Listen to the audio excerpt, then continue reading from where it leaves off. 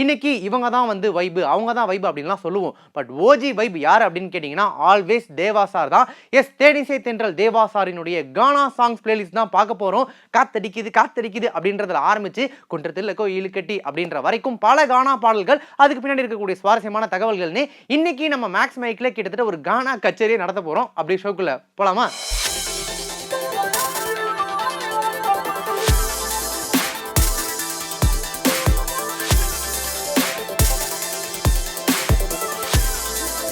தேவா கானா songs இந்த வைபிங்கான பிளேலிஸ்ட்ல முதலாவதாக நம்ம பார்க்க போற அந்த வைபை செட் பண்ண போற சாங் எது அப்படின்னு கேட்டீங்கன்னா 1998ல ரிலீஸ் ஆன கண்ணெதிரே தோன்றினால் திரைப்படத்தில் வரக்கூடிய சலோமியா அப்படின்ற அந்த பாட்டு தேவா சாரோட வாய்ஸ்ல இப்போவுமே கேட்கறதுக்கு ஒரு பக்கா வைப் மெட்டீரியலா இருக்கும். ரவிச்சந்திரன் அப்படின்ற ஒரு அறிமுக இயக்குனரோட டைரக்ஷன்ல பிரசாந்த், சிம்ரன், கிரண் உள்பட பலர் நடிச்சிருப்பாங்க. இந்த படத்துக்கு தேவா மியூசிக். முக்கியமா இந்த சலோமியா அப்படின்ற இந்த கானா பாட்டை எழுதி பாடினதே நம்ம தேனிசை தென்றல் தேவா சார் அவர்கள் தான். ஜீன்ஸ் திரைப்படம் ரிலீஸ் ஆகி எவ்வளவு பெரிய ஹிட் அப்படின்றது நமக்கு எல்லாருக்குமே தெரியும். அதை தொடர்ந்து பிரசாந்த் என்ன படம் பண்ண போறார் அப்படின்னு சொல்லிட்டு இண்டஸ்ட்ரி ஆர்வமா பார்த்துட்டு இருக்க அந்த டைம்ல ரவிச்சந்திரன் அப்படின்னு சொல்லிட்டு ஒரு அறிமுக இயக்குனருக்கு வாய்ப்பு கொடுத்து அவர் பண்ண திரைப்படம் தான் கண்ணெதிரே தோன்றினால். இந்த திரைப்படமும் ஒரு மிகப்பெரிய ஹிட், பல்வேறு மொழிகளில் ரீமேக் செய்யப்பட்டிருக்கு. முக்கியமா இந்த சலோமியா கானா சாங் பத்தி சொல்லும்போது தேவா சாரோட பீக் டைம் அது. ஸோ அவர் ஒரு படத்துல மியூசிக் டைரக்டரா ஃபிக்ஸ் பண்றாங்க அப்படின்னாலே எப்படியாவது அந்த படத்துல ஒரு கானா சாங் வேணும் அப்படின்னு சொல்லிட்டு டைரக்டர்ஸே கேட்டு வாங்கிடுவாங்களாமா. அந்த வகையில் இந்த படத்துல இன்னும் இந்த பாட்டும் இருக்கும், இன்னொரு கானா சாங்கும் இருக்கும். சலோமியா ஆல் டைம் ஒரு ஃப்ரெண்ட்ஸ் கானா வைபிங் சாங் அப்படின்னு சொல்லலாம். 1997ல ரிலீஸ் ஆன காலமெல்லாம் காதல் வாழ்க அப்படின்ற திரைப்படத்தில் வரக்கூடிய அண்ணா நகர் ஆண்டாளு ஐநாவரம் கோபாலு அப்படின்ற அந்த பாட்டு அப்படியே ஒரு மாதிரி கவிதை மாதிரி இருக்குதுல. தேவா சார் சாங்ஸே பத்தி நம்ம பேச ஆரம்பிச்சோம் அப்படின்னா பேசவே முடியாது, பாட ஆரம்பிச்சிடும். அந்த அளவுக்கு பயங்கர வைபிங்கா இருக்கும். இந்த காலமெல்லாம் காதல் வாழ்க திரைப்படத்தை ஆர் பாலு அப்படின்ற ஒரு அறிமுக இயக்குனர் டைரக்ட் பண்ண முரளி, கௌசல்யா உள்பட பலர் நடிச்சிருப்பாங்க. தேவா சாருடைய மியூசிக்ல இந்த கானா பாட்டை அவரே தான் எழுதியிருக்காரு. பட் பாடினது சபேஷ் அப்படின்னு சொல்லிட்டு ஒரு பாடகர் ஒருத்தர் பாடியிருக்காரு. ஸோ நான் ஆல்ரெடி சொன்ன மாதிரி எல்லா படத்துலையுமே அந்த டைம்ல தேவா சார் இருப்பார் ப்ராபப்ளி. ஏன்னா அவருடைய பீக் டைம் அது. அவருடைய படங்கள் பெரும்பாலான காதல் படங்கள் தான் இருக்கும். அந்த படத்துக்கு தேவையான மெலடி பிளேலிஸ்ட்லாம் கொடுத்து முடிச்சிட்டு தேவா சாரோட ட்ரேட்மார்க்கான கானா சாங் படத்துல வேணும் அப்படின்னு சொல்லிட்டு ப்ரொடியூசரும் சரி டைரக்டர் சரி கேட்டு வாங்குவாங்களாமா. அந்த வகையில் ஒரு லவ் மூவி இருக்குன்னு வச்சுக்கோங்களேன். ஹீரோ ஹீரோன்னு லவ் பண்றாங்க. அந்த லவ்ல ஒரு கண்டிப்பா ஒரு சோகம் இருக்கும் அப்படின்றப்போ இதுக்கிடையில அவங்க ரெண்டு பேரும் இறங்கி வந்து என்ன தேவா சாரோட கானா பாட்டுக்கு கூத்து பாட்டா போட முடியாது இல்லையா? அந்த வகையில் தேவா சார் கிட்டே ஒரு கானா சாங் வாங்கி யாராவது ஒரு கொரியோகிராஃபர் கூப்பிட்டு அவர் இந்த பாட்டுக்கு ஆட வச்சு அதை இந்த படத்துல வந்து எக்ஸ்ட்ரா சொருவிருப்பாங்க. இப்படி பல திரைப்படங்கள்ல பல பாடல்கள் இருக்கு. அந்த பாடல் தான் அந்த படத்துக்கு விசிட்டிங் கார்டா மாறி இருக்கும் அப்படின்னு சொல்லலாம். 1999ல ரிலீஸ் ஆன ஆனந்த பூங்காற்று திரைப்படத்தில் வரக்கூடிய உதயம் தியேட்டரில் என் இதயத்தை தொலைச்ச அதை தேவி தியேட்டரில் அட தேடி தேடி அலைஞ்சேன் அப்படின்ற அந்த பாட்டு. ஸோ இந்த திரைப்படத்தை ராஜ் கபூர் அப்படின்ற ஒரு டைரக்ட் பண்ணியிருப்பாரு. ராஜ் கபூர் யாருன்னு உங்களில் பல பேருக்கு தெரிஞ்சிருக்கலாம். பல திரைப்படங்களில் காமெடி வில்லன் கதாபாத்திரங்கள் நடிச்ச நடிகர் தான் அவர் தான் அந்த படத்தினுடைய இயக்குனர். இந்த திரைப்படத்தில் அஜித், மீனா மற்றும் ஒரு கௌரவ வேடத்தில் கார்த்தி உள்பட பலர் நடிச்சிருப்பாங்க. இந்த திரைப்படத்துக்கு நம்ம தேனிசை தென்றல் தேவா சார் தான் மியூசிக். இந்த பாட்டை எழுதினது அவர் கிடையாது, அங்கதான் இருக்குது ட்விஸ்ட். இந்த பாட்டை எழுதினது வைரமுத்து அவர்கள். வைரமுத்து கிட்ட இருந்து இப்படி ஒரு கானா பாட்டா அப்படின்னு கேக்குறீங்களா? அதே அவரே ஒரு இன்டர்வியூல சொல்லியிருக்காரு, தேவா சார் என்னையே கானா பாட்டு எழுத வச்சிட்டார் அப்படின்னு சொல்லி. ஆனா சும்மா சொல்லக்கூடாது, தேவா சாரினுடைய இந்த வைபுக்கு ஏத்த மாதிரி வரிகள்லாம் வந்து அமைச்சிருப்பாரு. பட் அவருடைய ஸ்டைலை விட்டு கொடுக்காம ஒரு சின்ன கவிதை இருக்கும். யோசிச்சு பாருங்களேன், உதயம் தியேட்டர்ல என் இதயத்தை தொலைச்சேன், உதயம் இதயம் இந்த மாதிரி வந்து அவருடைய டச்சும் நிறைய இருக்கும். இந்த பாட்டை வைரமுத்து அவர்கள் எழுத தேவா, சபேஷ் ரெண்டு பேர் சேர்ந்து இந்த பாட்டை பாடியிருப்பாங்க. ஸோ நான் சொன்னேன் இல்லையா, தேவா சார் அந்த படத்தில் இருக்காரு அப்படின்னாலே கானா பாட்டு அந்த படத்தில் கன்ஃபார்மா இருக்கணும்.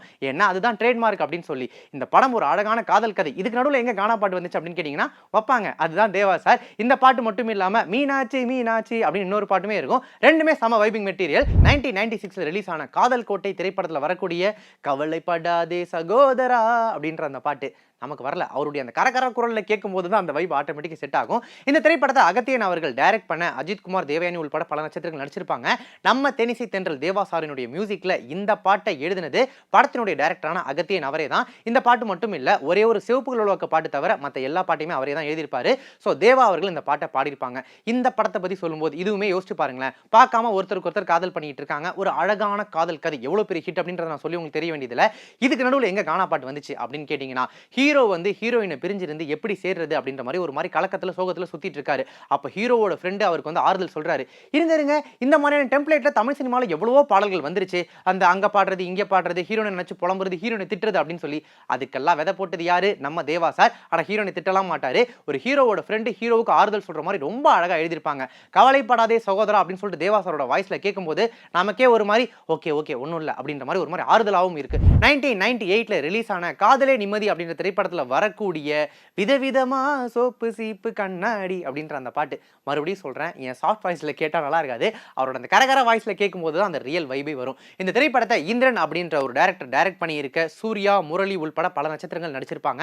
இந்த திரைப்படத்துக்கு நம்ம தேனிசை தென்றல் தேவா சார் மியூசிக். இந்த பாட்டை பொன்னியின் செல்வன் அப்படின்னு சொல்லிட்டு ஒரு பாடல் எழுதியிருப்பார். அவர் தான் லிரிசிஸ்ட் இந்த படத்துக்கு. ஸோ இந்த பாட்டை பற்றி சொல்லும்போது இப்போ ஒரு வடிவேல் சாரோட காமெடி இருக்குன்னு வச்சுக்கோங்களேன். பெரும்பாலான வடிவேல் சாரோட காமெடி நமக்கு நல்லா தெரியும். ஆனால் அது என்ன படம்னு கேட்டோம் டக்குனு நமக்கு ஞாபகம் வராது. அதே மாதிரி தான் தேவா சாரோட கானா பாட்டும். அவருடைய கானா பாட்டு கேட்டோம்னா செம பாட்டில் அப்படின்ற மாதிரி வைப் பண்ணுவோம். ஆனால் என்ன படம் கேட்டால் ஆமாம் என்ன படம் அப்படின்ற மாதிரி ஒரு மாதிரி தடுமாறுவோம்ல, அந்த மாதிரியான ஒரு பாட்டு தான் இது. ஸோ ஹீரோவும் ரெண்டு ஹீரோ இருக்காங்க, சூர்யா முரளி அப்படின்னு சொல்லிட்டு. ரெண்டு பேருமே ஒரு ரிக்ஷாக்காரர் வந்து ரிக்ஷாவில் உட்கார வச்சு கூட்டு போயிட்டு இருக்காரு. கூட்டிட்டு போகிற டைமில் அலுப்பு தெரியாமல் இருக்கணுன்றதுக்காக பாட்டு பாடிட்டே போறாரு. அவர் என்ன பாட்டு பாடுவார்? அவர் சொந்த கதை சோக கதை தான் பாடுவார். ஆனா அதையே ஒரு கானா பாட்டு வழியா அழகா சொல்ல முடியுமா? சொல்ல முடியும். கானா பாட்டு அப்படின்றது ஜாலிக்காக வைப்புக்காக மட்டுமே இல்ல, அது பாடுறவங்களுடைய வாழ்க்கைய வழிய சொல்லக்கூடிய ஒரு பாட்டு அப்படின்றத இந்த பாட்டு வழியா அழகா நிரூபிச்சிருப்பாங்க. எஸ், நீங்க இந்த பாட்டு கேட்டீங்கன்னா ஜாலியா வைபா மட்டும் இல்லாம அந்த லிரிக்ஸ்லாம் கவனிச்சீங்கன்னா அது உள்ள ஒரு அழகான காதல் வழியும் இருக்கும். 2000ல ரிலீஸ் ஆன வெற்றி கொடிக்கட்டு திரைப்படத்துல வரக்கூடிய சிரிப்பு வருது சித்தப்பா, அது ஒரு மாதிரி லத்தாஜிக்கா பயங்கரமா பாடிருப்பாருங்க, வேற மாதிரி இருக்கும். இந்த வெற்றி கொடிக்கட்டு திரைப்படத்தை சேரன் அவர்கள் டைரக்ட் பண்ண முரளி, பார்த்திபன், மீனா, மாளவிகா உள்பட பல நட்சத்திரங்கள் நடிச்சிருப்பாங்க. வடிவேல் சார் காமெடி நான் சொல்லவே வேண்டியதில்லை, அவரும் இந்த திரைப்படத்தில் வந்து நடிச்சிருப்பாரு. இந்த திரைப்படத்துக்கு தேனிசை தென்றல் தேவா மியூசிக் பண்ண இந்த பாட்டை அவரே எழுதி பாடியும் இருப்பாரு. இந்த படத்தை பத்தி சுவாரஸ்யமா ஒரு விஷயம் சொல்லவா? ஸோ பாலா சார் என்ன பண்றாரு, சூர்யாவை வச்சு நந்தா எடுத்துட்டு அப்புறம் விக்ரம வச்சு சேது எடுத்துட்டு ரெண்டு பேரும் சேர்த்து வச்சு ஒன்று பண்ணக்கூடாது அப்படின்னு சொல்லிட்டு பிதாமகன் பண்ணியிருப்பாரு. இதை முன்னாடியே பண்ணவர் நம்ம வந்து சேரன் சார். ஸோ முரளியை வச்சு பொற்காலம் எடுத்திருப்பாரு. அதுக்கு முன்னாடி பார்த்திபனை வச்சு தன்னுடைய முதல் படமான பாரதி கண்ணமா எடுத்திருப்பாரு. ரெண்டு பேரும் சேர்த்து வச்சு ஒரு படம் பண்ணலாமே பண்ண திரைப்படம் தான் வெற்றி கொடிக்கட்டு அப்படின்ற திரைப்படம். படம் பயங்கர சீரியஸா போயிட்டு இருக்கும். இதுக்கு நடுவுல கானா பாட்டு கொண்டு போய் வைக்கிறது அப்படின்றதெல்லாம் வேலைக்கே ஆகாது. சோ கருப்பு தான் எனக்கு பிடிச்ச கலர் அப்படின்னு சொல்லிட்டு ஹீரோவை நினைச்சு பாடுற மாதிரி ஒரு பாட்டு வச்சாச்சு. ஒரு கானா பாட்டு வச்சா படத்துக்கு பெரிய மார்க்கெட்டிங்கா இருக்கும் அப்படின்னு சொல்லி கடைசி நேரத்துல பிளான் பண்ணி, ஆனா இப்ப பார்த்திபனும் முரளியும் இறங்கி வந்து ஆட முடியாது, ஏன்னா அவங்க லைஃப் சிச்சுவேஷன் அப்படி இருக்கு. என்ன பண்ணலாம்? வடிவேல் சார் அந்த ப்ளூ கலர்ல துபாய் ட்ரெஸ் போட்டுட்டு ஜிலுக்கு ஜிகான் சுத்திட்டு இருக்காரு. அவரை கூப்பிட்டு ஒரு பாட்டு வச்சா எப்படி இருக்கும்னு லாஸ்ட் மினிட்ல பிளான் பண்ணி சாரே கம்போஸ் பண்ணி பாடின பாட்டு தான் இந்த சிரிப்பு வருது சித்தப்பா பாட்டு. சோ வடிவேல் சார் ஆட வச்சது மட்டும் இல்லாம ஒரு ஹிட் பேர் கோவை சார் எல்லாமே கெஸ்ட் ரோல்ல கூட்டு வந்திருப்பாங்க. அந்த பாட்டு இந்த படத்துல வேற மாதிரியான ஹிட் ஆகி போச்சு. 1998ல ரிலீஸ் ஆன பிரியமுடன் திரைப்படத்துல வரக்கூடிய ஒயிட்லகான் கோழி ஒண்ணு கூவுது அப்படின்ற அந்த பாட்டு. சோ தேவா சார் பாட்டு, கானா பாட்டு அப்படினாலே நமக்கு ஆட்டோமேட்டிக்கா தேவா சாரோட வாய்ஸ் தான் கேட்கும். இந்த பாட்டுமே நான் ரொம்ப நாளா தேவா சார் பாடின பாட்டுன்னு தான் நினைச்சிட்டு இருந்தேன். எனக்கே இப்பதான் தெரியும் கிருஷ்ணராஜ் அப்படின்றவர் இந்த பாட்டை பாடியிருக்காரு. எழுதுனது பொன்னியின் செல்வன் அப்படின்னு சொல்லிட்டு ஒரு லிரிசிஸ்ட் எழுதியிருக்காரு. இந்த பிரியமுடன் திரைப்படத்தை வின்சென்ட் செல்வா டைரக்ட் பண்ண விஜய், கௌசல்யா உள்பட பல நட்சத்திரங்கள் நடிச்சிருப்பாங்க. இந்த சாங்கை பத்தி ஒரு இன்ட்ரெஸ்டிங்கான இன்ஃபர்மேஷன் இருக்கு. என்ன அப்படின்னு கேட்டீங்கன்னா 1965ல ஒரு ஹிந்தி படம் ஒன்று ரிலீஸ் ஆகுது, கம்னாம் அப்படின்னு சொல்லிட்டு. அந்த திரைப்படத்தில் ஒரு பாட்டு வருது, ஹம்தாலே ஹைத்து அப்படின்னு சொல்லி. என்ன அர்த்தம்னா நமக்கே தெரியாது. அந்த பாட்டினுடைய ரைட்ஸ் வாங்கி அதை தான் வந்து இங்க ஒயிட் லகான் கோழி ஒன்று கூவுது அப்படின்னு சொல்லி ரெடி பண்றாங்க. ஏன் அந்த பாட்டை இங்க கொண்டு வந்தாங்க அப்படின்னு கேட்டீங்கன்னா, அந்த டியூன் மேல ரொம்ப நாளாவே டைரக்டருக்கு ஒரு கண்ணாமா, நல்ல டியூனு, ரொம்ப பழைய பாட்டா போயிடுச்சு, அதை கொஞ்சம் வந்து ரீமாஸ்டர் பண்ணி இங்க யூஸ் பண்ணா நல்லா இருக்குமே அப்படின்னு சொல்ல, தேவா சார் கேட்கணுமா அந்த பாட்டை போய் கேளுங்க, அது வேற மாதிரி இருக்கும். ஆனா அந்த பாட்டினுடைய அந்த கோர் டியூனை மட்டும் எடுத்துக்கிட்டு இங்க அவர் வேற மாதிரி கம்போஸ் பண்ணி கிருஷ்ணராஜா தன்னுடைய வாய்ஸ்லயே கிட்டத்தட்ட பாட வச்சு இந்த பாட்டை வேற மாதிரி ஹிட் கொடுத்திருப்பாரு. விஜய் சாரோட டான்ஸ்லாம் கேட்கணுமா பிரிச்சிருப்பாரு. தேவா சாரோட கானா பாடல்கள் அப்படின்னு சொன்ன உடனே ஆட்டோமேட்டிக்கா எல்லாரும் இந்த பாட்டு தான் வந்து வெயிட் பண்ணிட்டு இருந்திருப்பீங்க. நானுமே வெயிட் பண்ணேன். நீங்க எல்லாம் வெயிட் பண்ணுவீங்கன்னு தெரிஞ்சுதான் அந்த பாட்டை கொண்டு வந்து பிளேலிஸ்ட்ல கடைசியா வச்சேன். காத்தடிக்குது ஜினுக்கு ஜிக்கு. எஸ், 1998ல ரிலீஸ் ஆன நினைவிருக்கும் வரை திரைப்படத்தில் வரக்கூடிய அந்த பாட்டு தான் தேவா சாரோட கானா பாடல்கள் அப்படின்னு எடுத்தோம்னாலே வரக்கூடிய டக்குன்னு மைண்டுக்கு வரக்கூடிய ஒரு சில பாடல்கள்ல இந்த பாட்டு ரொம்ப முக்கியமான பாட்டு. இந்த திரைப்படத்தை கே சுபாஷ் அப்படின்றவர் டைரக்ட் பண்ண பிரபுதேவா, கீர்த்தி ரெட்டி உள்பட பலர் நடிச்சிருப்பாங்க. தேனிசை தென்றல் அவர்களுடைய தேவா இருக்கார்ல, அவருடைய மியூசிக்ல இந்த பாட்டை படத்தினோட டைரக்டர் கே சுபாஷ் அவர்களை எழுத சபேஷ் கிருஷ்ணமூர்த்தி இவங்க ரெண்டு பேர் சேர்ந்து பாடியிருப்பாங்க. சரி, ஓகே, இப்போ இந்த பாட்டை பத்தி பேசுவோம். ஸோ நான் சொன்னேன் இல்லையா, தேவா சார் இருக்காரு அப்படின்னாலே அங்கே ஒரு கானா பாட்டு வேணும். அதுவும் பிரபுதேவாவுடைய ஃப்ரெண்ட்ஸ் கேங்கே வேற மாதிரி ஒரு மாதிரி வைப்ல இருப்பாங்க, அவங்களுக்கு ஏத்த மாதிரி ஒரு பாட்டு வேணும் அப்படின்னு சொல்லவும் தேவா சார் டக்குன்னு கம்போஸ் பண்ண டியூன் தான் இந்த காத்தடிக்குது.